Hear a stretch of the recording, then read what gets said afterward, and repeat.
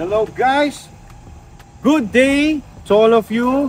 Welcome to a hot summer vlog of JR7 Auto Dealer. Guys, meron tayong ulit mainit na unit, 2017 H350. This time, ang kilometer reading ito 30,000 kilometers with Casa Records. Maraming salamat guys na benta natin kaagad yung actually, pangalawa na kasi hindi kami nakapag-vlog nung una. Second unit ng JR7, yung kasama ko si Super Mama Atoy Llave, 15 kilometers lang ang mileage nun eh. Pero parehas sa sariwa, parehas ng kulay, nagkataon parehas ng year model, 2017. This time, this is 30,000 kilometers. Casa Records ha. Yon. Papakita ba natin rin si loob? Yes sir, yes sir. Diretso na tayo. Okay. So ito, pareho naman ang setup eh. Pareho siya na setup dun sa nauna natin, no? May dalawang captain's chair, syempre, for the king and queen. Ito, na may footrest, de-demo ko lang rin sa ito, yan, maangat to. Para dito sa, ano natin, dali, sagad na natin, yan.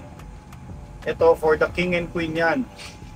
Diba? Kung anong gusto mong height. Kasi ito masarap to pagka nasasagad yun dito eh. Nakaangat yan. Kasi ito nakababa. Diba? Yun.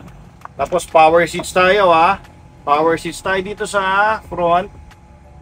King and queen chair natin. Power seats to guys. Okay? So yan o. Seatbelt tayo syempre for protection. Guys, nag-cut tayo kasi hindi makikita eh. Pina 0.5 natin kay Super Pogi Cameraman. Okay?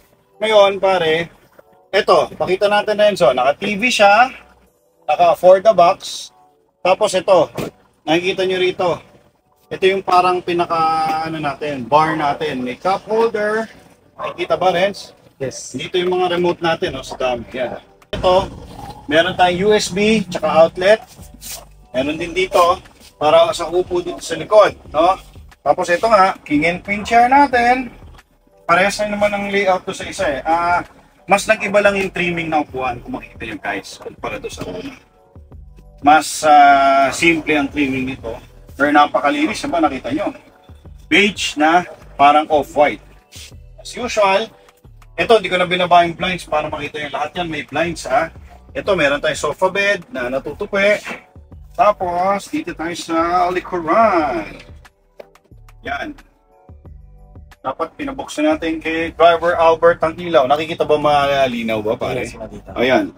Meron tayong, of course, pagpupupo kayo or quick ihi. Meron tayong lavabo. And meron tayong ang importante bidet. At syempre, kung bagong gising kayo, tingnan nyo muna sarili nyo sa salamin. Di ba? Ayun lang. Ay, sorry.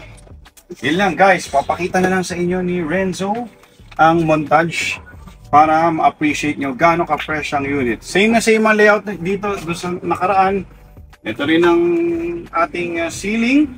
Tapos, pare-parehas naman yan. Gawang Atoy, custom, syempre. Yan eh.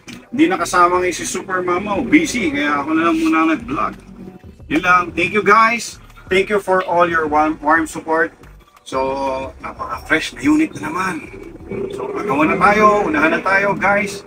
Thank you, stay healthy, drink a lot of water. God bless.